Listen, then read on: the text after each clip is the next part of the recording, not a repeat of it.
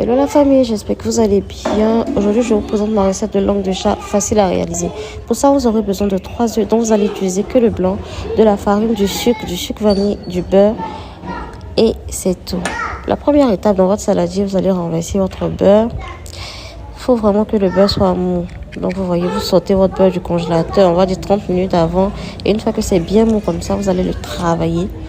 Pour travailler le beurre, il faut que le beurre soit bien lisse. Ensuite, vous allez rajouter votre sucre en 2 étapes. La première étape, vous allez bien tourner et ensuite vous rajoutez le reste. Puis le sucre vanille et vous allez travailler tout ça jusqu'à ce que ce soit bien mélangé. Ensuite, on va rajouter la farine. J'ai utilisé 90 grammes de farine, soit 5 cuillères à soupe. Voilà. Ensuite, on obtient une pâte comme ça et on va passer à l'étape des blancs d'œufs. On rajoute une moitié. On va tourner pour obtenir une pâte bien homogène. Et ensuite, on va rajouter la deuxième partie des blancs d'œufs.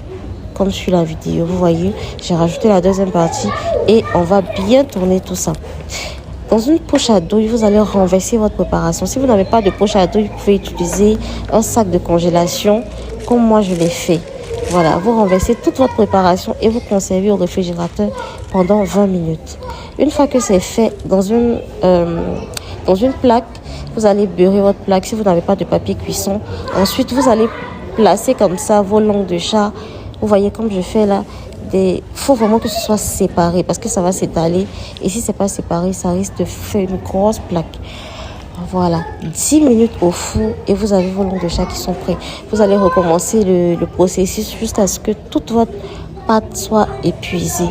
Et une fois que c'est fait, vous aurez vos magnifiques langues de chat délicieuses. Voilà les amis, j'espère que la recette vous a plu. N'hésitez pas à liker, à commenter et surtout à partager.